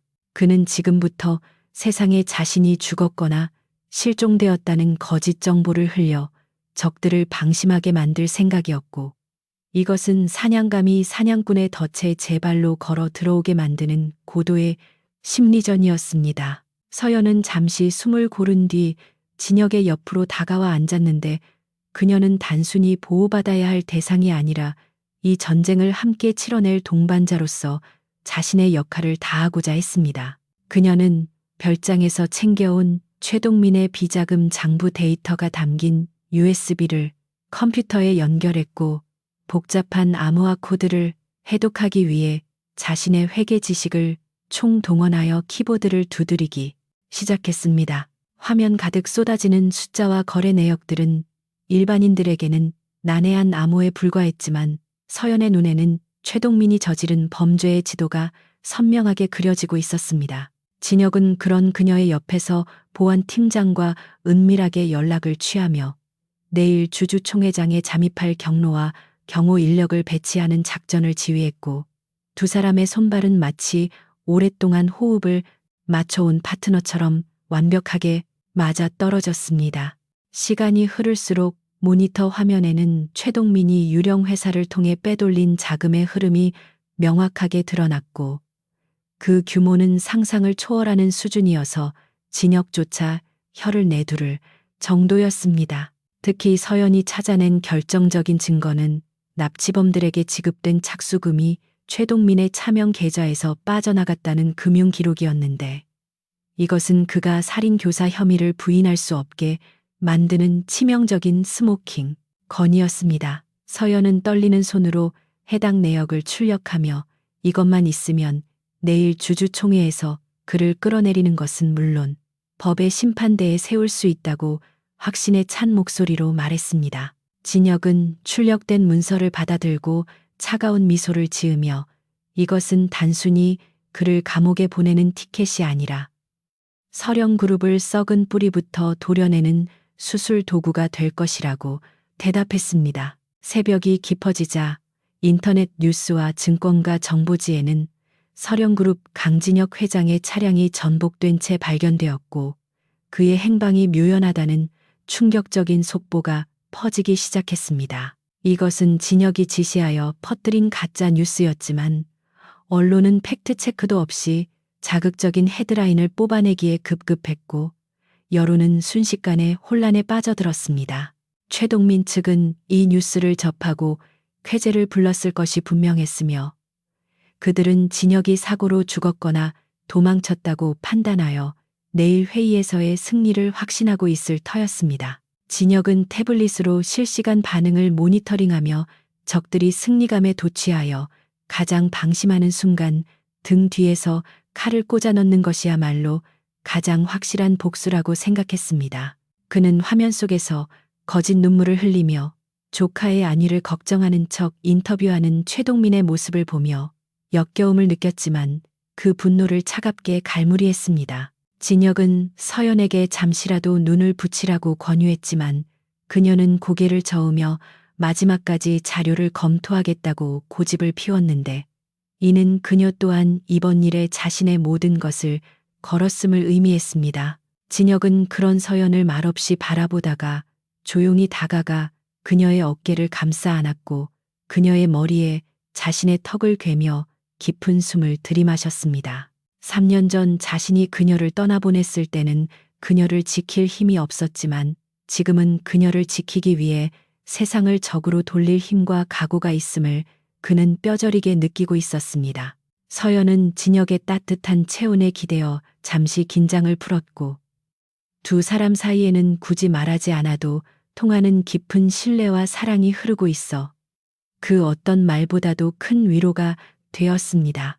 창밖이 푸르스름하게 밝아오기 시작하자 진혁은 안전 가옥의 드레스룸에서 미리 준비해둔 정장을 꺼내 입었는데 거울 속에 비친 그의 모습은 어젯밤의 상처투성이 투사가 아니라 다시금 완벽하고 냉철한 총재의 모습으로 돌아와 있었습니다. 그는 넥타이를 매만지며 거울 속에 자신과 눈을 맞추었고 오늘이야말로 길고 긴 싸움의 종지부를 찍는 날이 될 것이라고 스스로에게 최면을 걸었습니다. 서연 또한 깔끔한 정장 차림으로 갈아입고 진혁의 곁에 섰는데 그녀의 모습에서는 더 이상 납치 피해자의 나약함은 찾아볼 수 없었고 진실을 밝힐 증인으로서의 당당함이 느껴졌습니다. 두 사람은 서로의 옷매무새를 다듬어주며 비장한 눈빛을 교환했고 이제 문을 열고 나가면 다시는 돌아올 수 없는 강을 건너게 된다는 사실을 직감하고 있었습니다.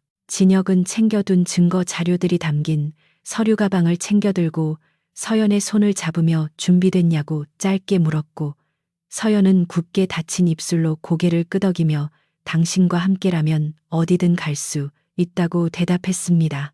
그들은 엘리베이터를 타고 지하 주차장으로 내려갔고 그곳에는 진혁이 호출한 최정의 경호팀이 검은색 밴을 대기시켜 놓고 그들을 기다리고 있었습니다. 경호팀장은 진혁을 보자마자 정중하게 고개를 숙이며 본사 주변에 기자들이 진을 치고 있지만 비밀 통로를 확보해 두었다고 보고했습니다. 진혁은 말없이 고개를 끄덕이며 차에 올랐고 배는 미끄러지듯 주차장을 빠져나가 결전의 장소인 서령그룹 본사를 향해 속도를 높였습니다. 차 안의 공기는 폭풍 전의 고요처럼 무거웠지만 진혁의 머릿속은 그 어느 때보다 맑고 투명하게 깨어 있어 앞으로 일어날 모든 변수를 계산하고 있었습니다. 그는 최동민이 회의를 주재하며 자신의 해임안을 상정하는 정확한 타이밍에 회의장에 입장하여 그들의 허를 찌를 계획을 세우고 있었습니다. 죽은 줄 알았던 사람이 살아 돌아왔을 때 그들이 보일 경악스러운 표정을 상상하며 진혁은 주먹을 꽉 쥐었는데 그것은 단순한 통쾌함을 넘어 정의를 구현한다는 사명감에 가까웠습니다. 서연은 차창 밖으로 스쳐 지나가는 도시의 풍경을 바라보며 마음속으로 기도를 올렸고 진혁이 무사히 이 싸움을 끝내고 평범한 행복을 찾을 수 있기를 간절히 바랐습니다. 서령그룹 본사 지하 주차장에 폐쇄된 구역에 도착하자 경호원들이 신속하게 움직여 엘리베이터로 가는 길을 확보했고 진혁과 서연은 그들의 호의를 받으며 건물 내부로 진입했습니다. 엘리베이터의 층수 표시등이 하나씩 올라갈 때마다 진혁의 심박수는 일정하게 유지되었지만 그의 눈빛은 점점 더 날카로워져 마치 먹잇감을 앞에 둔 맹수와 같았습니다. 대회의실이 있는 층에 도착하자 엘리베이터 문이 열렸고 복도 끝에 위치한 거대한 회의실 문 앞에는 최동민의 사설 경호원들이 지키고 서 있었지만 진혁의 경호팀이 순식간에 그들을 제압했습니다. 소란스러운 소리에 회의실 안에서 웅성거리는 소리가 들려왔지만 진혁은 아랑곳하지 않고 자신의 옷깃을 한번 정리한 뒤 서연을 바라보았습니다. 진혁은 서연에게 내 뒤에 꼭 붙어 있으라고 당부하며 한 손으로는 그녀의 손을 잡고 다른 한 손으로는 육중한 회의실 문 손잡이를 잡았습니다. 문 너머에서는 최동민이 마이크를 잡고 강진혁 회장의 유고로 인해 비상경영 체제로의 전환이 불가피하다는 연설을 하고 있는 목소리가 들려왔습니다. 진혁은 그 가증스러운 목소리를 들으며 입가에 비릿한 미소를 띄었고 이제 그들의 연극을 끝내고 현실을 마주하게 해줄 시간이 왔음을 알렸습니다. 그는 망설임 없이 문을 힘껏 밀어젖혔고 쾅하는 소리와 함께 문이 열리며 회의실 안의 모든 시선이 그들에게로 쏠렸습니다. 회의실 안은 찬물을 끼얹은 듯 순식간에 정적에 휩싸였고 단상 위에서 열변을 토하던 최동민은 마치 유령을 본 듯 얼굴이 하얗게 질려 말을 잇지 못하고 입을 벌린 채 굳어버렸습니다. 좌중을 가득 메운 주주들과 임원들은 믿기지 않는다는 듯 웅성거리기 시작했고 카메라 플래시가 여기저기서 터지며 현장은 아수라장으로 변했습니다. 진혁은 그 혼란스러운 공기를 뚫고 당당한 발걸음으로 단상을 향해 걸어나갔고 그의 옆에는 죽었다던 소문의 주인공인 그가 살아있을 뿐만 아니라 낯선 여인과 함께 등장했다는 사실이 사람들에게 더 큰 충격을 안겨주었습니다. 진혁의 구두 굽소리가 카페 뒤를 울릴 때마다 최동민의 동공은 지진이 난 듯 흔들렸고 그는 본능적으로 자신의 파멸이 다가오고 있음을 감지하고 뒷걸음질 쳤습니다. 진혁은 단상 바로 아래까지 걸어가 멈춰섰고 공포에 질린 최동민을 똑바로 올려다보며 마이크를 향해 손을 뻗지 않고도 쩌렁쩌렁한 목소리로 말했습니다. 제 장례식은 조금 미루셔야 할 것 같습니다. 부회장님, 아직 정산해야 할 계산서가 많이 남아있어서 말입니다. 그의 목소리는 차분했지만 그 안에 담긴 서슬퍼런 살기는 회의실 전체를 압도하기에 충분했고 아무도 감히 그 앞을 가로막지 못했습니다. 서연은 진혁의 옆에서 흔들림 없는 눈빛으로 최동민을 노려보았고 그녀의 손에 들린 서류 가방은 마치 판도라의 상자처럼 모든 진실을 토해낼 준비를 하고 있었습니다. 이제 세상의 우선순위가 뒤집혔던 그날의 선택이 어떤 결과를 가져오는지 똑똑히 보여줄 시간이었습니다. 강진혁의 등장은 회의실 전체를 충격과 공포의 도가니로 몰아넣기에 충분했고 단상 위에 서 있던 최동민은 마치 사형 선고를 받은 죄수처럼 얼굴이 하얗게 질려 뒷걸음질 쳤습니다. 죽은 줄로만 알았던 조카가 멀쩡히 살아 돌아와 자신의 범죄 행각을 폭로하려 한다는 사실은 그가 세운 모든 계획을 순식간에 물거품으로 만들고 있었고 그의 다리는 눈에 띄게 후들거리고 있었습니다. 주주들과 임원들은 술렁이는 분위기 속에서도 강진혁의 압도적인 카리스마에 눌려 숨을 죽이고 있었으며 그 누구도 섣불리 상황을 정리하려 나서지 못했습니다.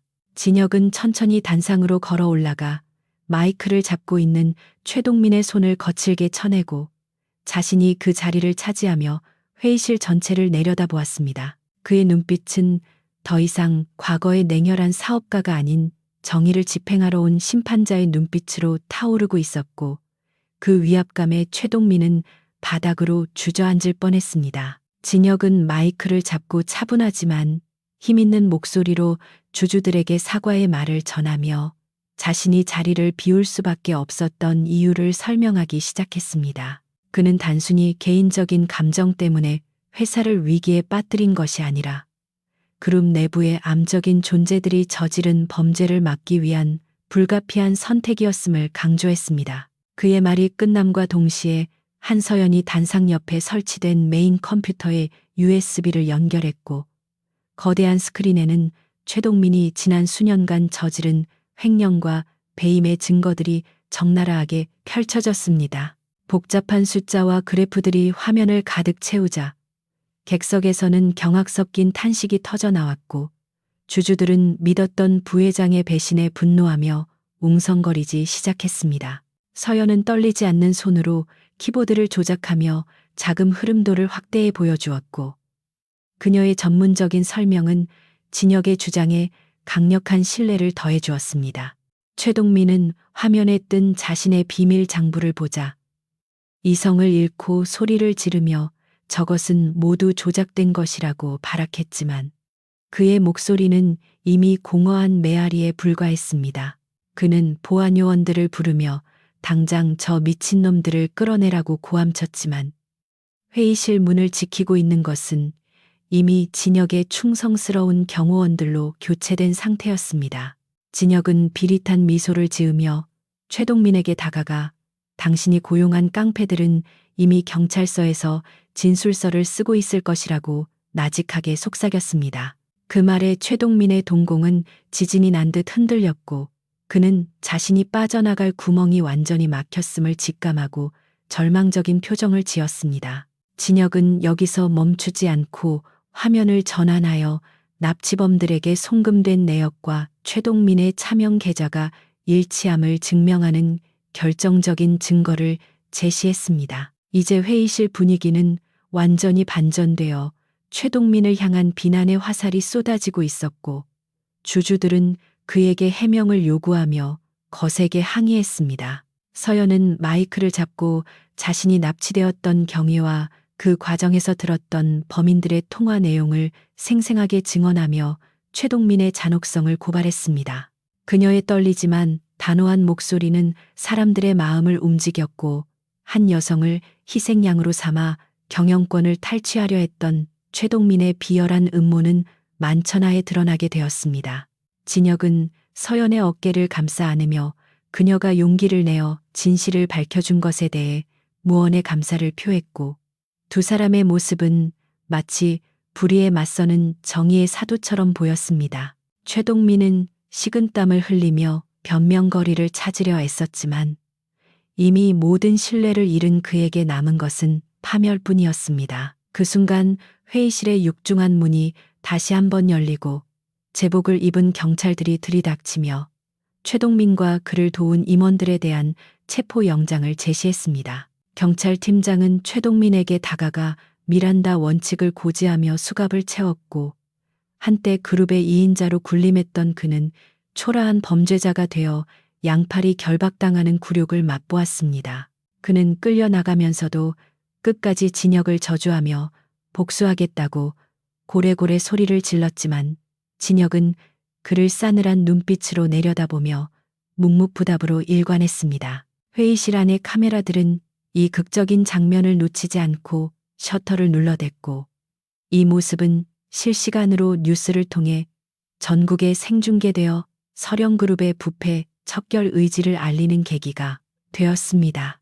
최동민 일당이 끌려나간 뒤 회의실에는 잠시 무거운 침묵이 흘렀지만 곧이어 진혁을 향한 격려와 지지의 박수가 터져 나오기 시작했습니다. 진혁은 다시 마이크를 잡고 이번 사태로 인해 발생한 주가 하락과 이미지 실추에 대해 책임을 통감하며 뼈를 깎는 쇄신을 약속했습니다. 그는 단순히 이익만을 쫓는 기업이 아니라 사람의 생명과 가치를 최우선으로 여기는 경영 철학을 선포했고, 이는 그동안 그를 차가운 냉혈한으로만 알고 있던 사람들에게 큰 울림을 주었습니다. 주주들은 진혁의 진심 어린 사과와 비전 제시를 보며 그가 진정한 리더로 거듭났음을 인정했고, 그의 해임안은 자연스럽게 폐기되었습니다. 서연은 단상 아래에서 그런 진혁을 바라보며 감격의 눈물을 흘렸고, 그가 얼마나 자랑스러운지 마음속 깊이 느꼈습니다.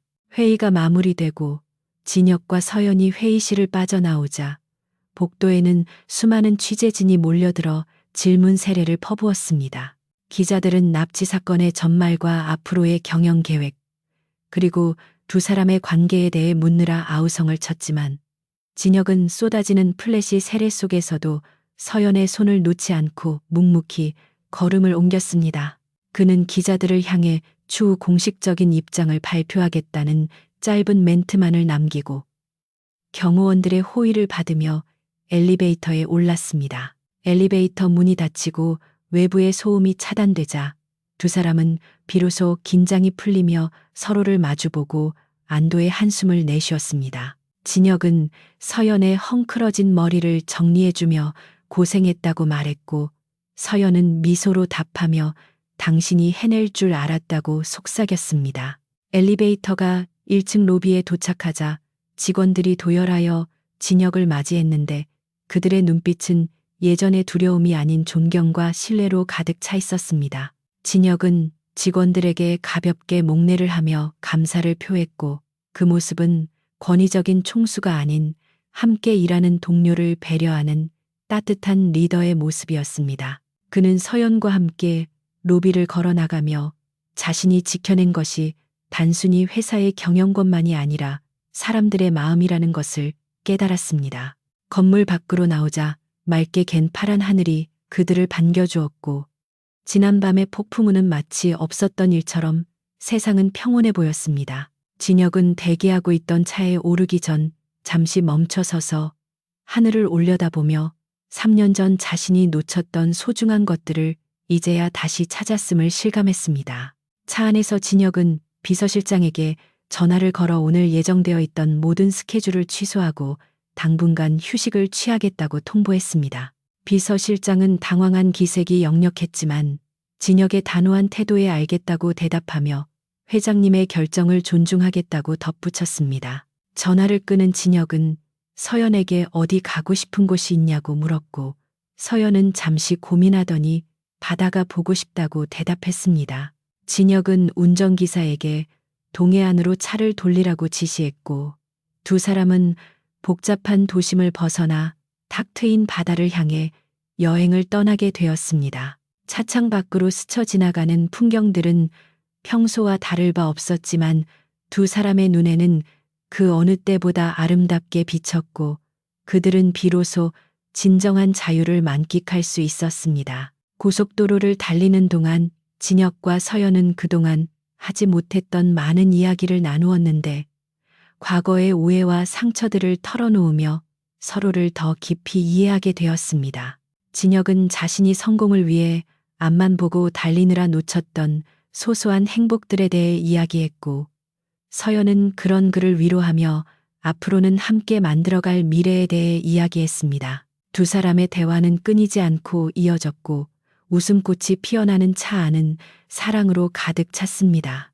진혁은 운전석 옆자리에 앉은 서연의 손을 잡으며 이제 다시는 이 손을 놓지 않겠다고 다짐했고, 서연 또한 그의 손을 꽉 잡으며 영원히 함께하겠다고 약속했습니다. 어느새 해가 뉘엿뉘엿지고 붉은 노을이 하늘을 물들이기 시작할 무렵, 그들은 한적한 해변에 도착했습니다.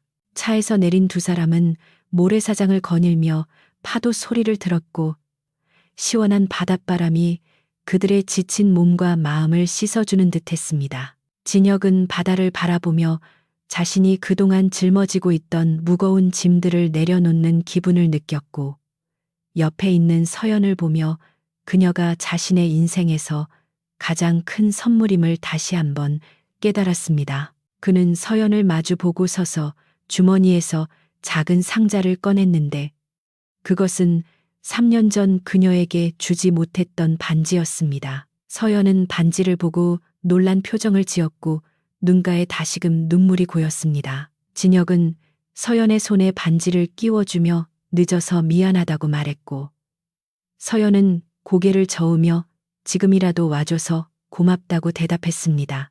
두 사람은 노을 지는 바다를 배경으로 서로를 끌어안았고 그 순간 세상은 멈춘 듯 고요했습니다.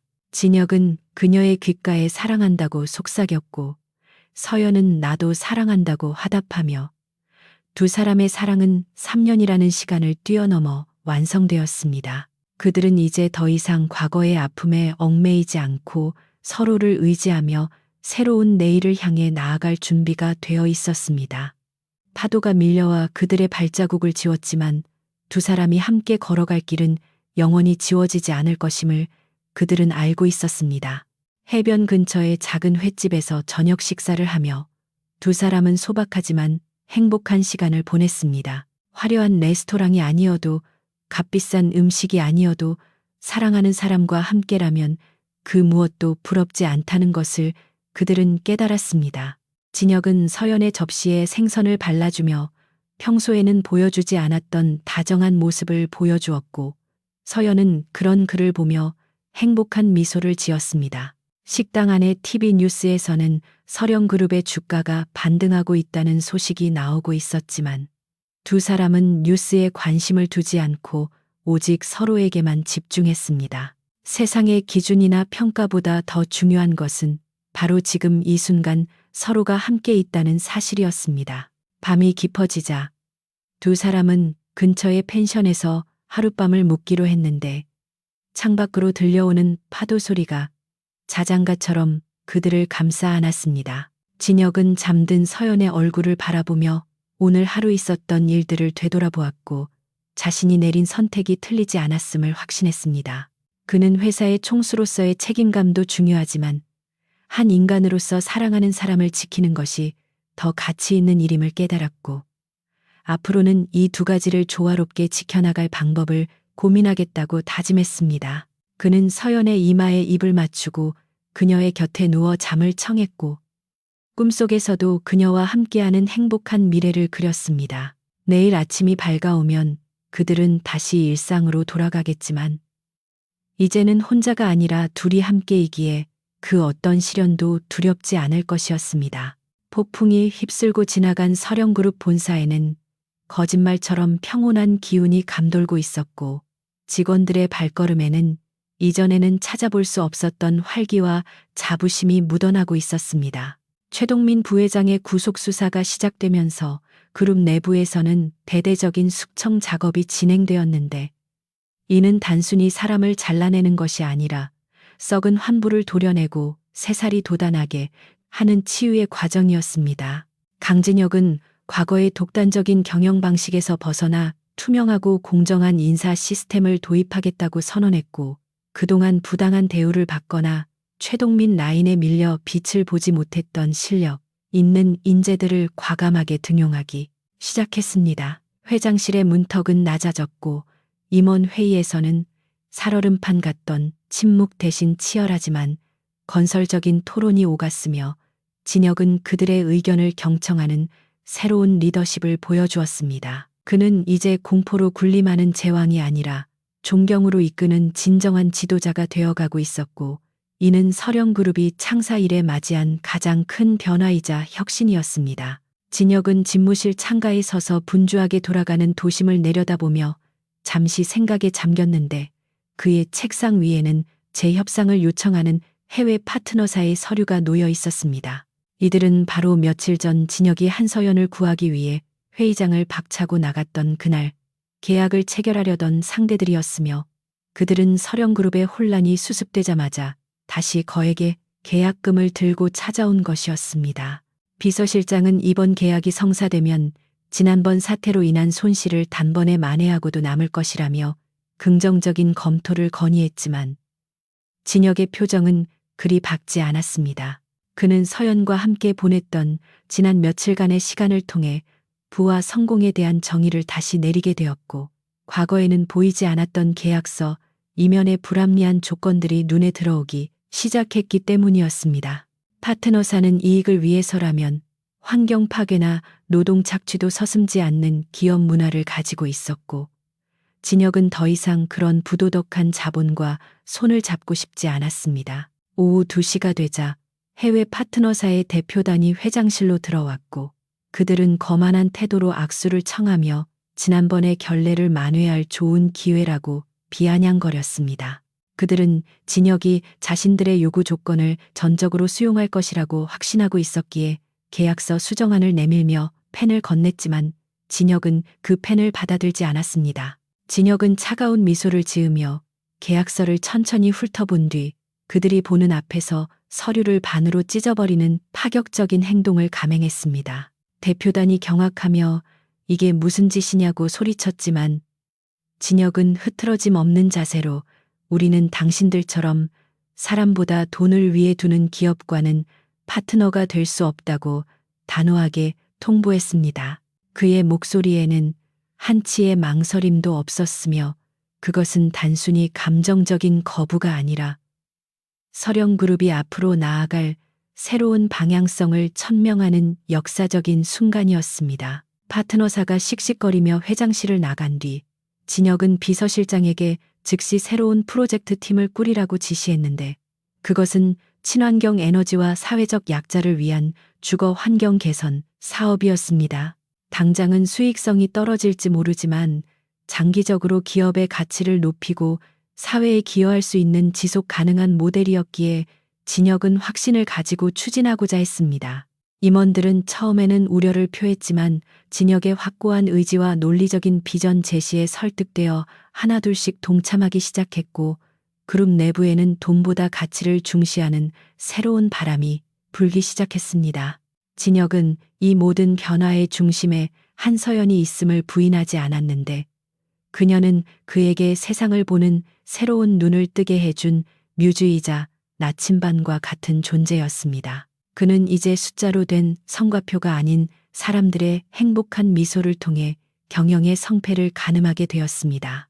저녁이 되자 진혁은 퇴근을 서둘렀는데, 과거에는 야근을 밥 먹듯이 하며 사무실 불이 꺼지지 않게 했던 그였지만 이제는 저녁이 있는 삶의 중요성을 깨닫게 되었습니다. 그는 지하 주차장에 대기하고 있던 차에 올라타지 않고 직접 운전대를 잡았는데, 조수석에는 언제나처럼 서류 가방이 아닌 꽃다발이 놓여 있었습니다. 오늘은 서연이 오랫동안 준비해온 자선 재단의 출범식이 있는 날이었고, 진혁은 그 자리에 참석하여 그녀의 새로운 시작을 축하해줄 계획이었습니다. 그는 도로를 달리며 라디오에서 흘러나오는 음악을 흥얼거렸는데, 꽉 막힌 퇴근길조차 짜증스럽지 않고 오히려 여유롭게 느껴지는 것은 그의 마음속에 평화가 찾아왔기 때문이었습니다. 차창 밖으로 보이는 도시의 네온 사이는 여전히 화려했지만 그것은 더 이상 그를 유혹하거나 압박하는 불빛이 아니라 그저 아름다운 배경일 뿐이었습니다. 재단 출범식장은 소박하지만 따뜻한 분위기로 꾸며져 있었고, 서연은 단상에 올라 감사의 인사를 전하고 있었는데 그녀의 모습은 그 어느 때보다 빛나 보였습니다. 그녀는 자신의 납치 사건을 계기로 범죄 피해자들과 소외된 이웃들을 돕기 위한 재단을 설립하게 되었고, 진혁은 사제를 출연하여 그녀의 뜻을 전폭적으로 지지해 주었습니다. 서연은 연설 도중 객석에 앉아있는 진혁을 바라보며 수줍은 미소를 보냈고, 진혁은 엄지손가락을 들어 보이며 그녀를 응원했습니다. 두 사람의 시선이 마주치는 순간 주변의 소음은 사라지고 오직 서로의 존재만이 선명하게 느껴졌는데, 그들은 굳이 말하지 않아도 서로가 서로에게 얼마나 큰 힘이 되고 있는지 알 수 있었습니다. 행사가 끝나고 사람들이 돌아간 텅 빈 홀에서 진혁은 서연에게 다가가 꽃다발을 건네며 당신이 정말 자랑스럽다고 말해주었습니다. 그들은 행사장 근처의 산책로를 걸으며 밤하늘의 별을 바라보았는데, 진혁은 문득 3년 전 자신이 서연을 떠나보냈던 그날의 밤하늘을 떠올렸습니다. 그때는 성공이라는 목표에 가려져 별이 빛나는 줄도 몰랐지만 이제는 작은 별 하나하나가 눈에 들어올 만큼 마음의 여유를 찾게 되었습니다. 진혁은 서연의 손을 잡고 걸으며 앞으로 회사를 경영하면서 겪게 될 어려움과 고민들을 털어놓았고, 서연은 현명한 조언과 따뜻한 위로로 그의 짐을 덜어주었습니다. 그들은 이제 단순한 연인을 넘어 인생의 동반자로서 서로의 삶 깊숙한 곳까지 공유하고 있었고, 함께 미래를 설계해 나가는 기쁨을 누리고 있었습니다. 진혁은 서연에게 다가오는 주말에 부모님의 산소에 함께 가자고 제안했고, 서연은 기꺼이 고개를 끄덕이며 당신의 가족이 되고 싶다고 대답했습니다.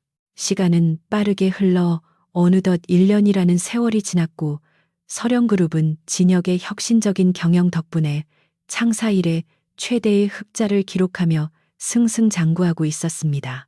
하지만 더 놀라운 것은 그룹의 이미지가 완전히 바뀌어 이제는 취업 준비생들이 가장 가고 싶어하는 기업 1순위에 이름을 올리게 되었다는 사실이었습니다.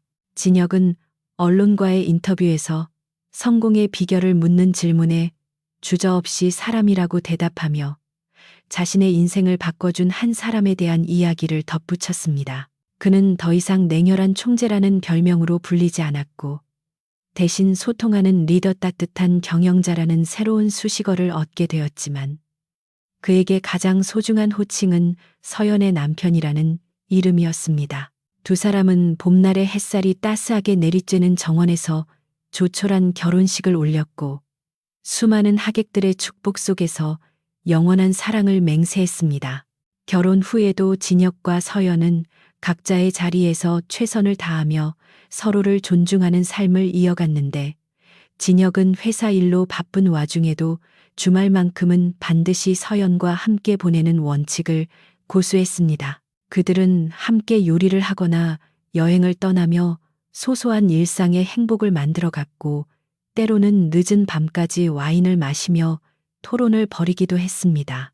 진혁은 서연을 통해 세상에는 돈으로 살 수 없는 가치들이 얼마나 많은지 배우게 되었고, 서연 또한 진혁을 통해 리더의 고독과 책임감을 이해하며 한층 더 성숙해졌습니다. 그들의 사랑은 뜨겁게 타오르는 불꽃 같기보다는 은은하게 세상을 비추는 등불처럼 깊고 단단해져 갔습니다. 어느 날 저녁, 진혁은 서재에서 과거의 다이어리를 펼쳐보다가 문득 자신이 회의실 문을 박차고 나갔던 그 순간을 기록해둔 페이지를 발견했습니다. 그 페이지에는 중요한 회의보다 그녀였다라는 짧은 문장이 적혀 있었는데, 진혁은 그 문장을 손으로 쓸어내리며 회한 없는 미소를 지었습니다.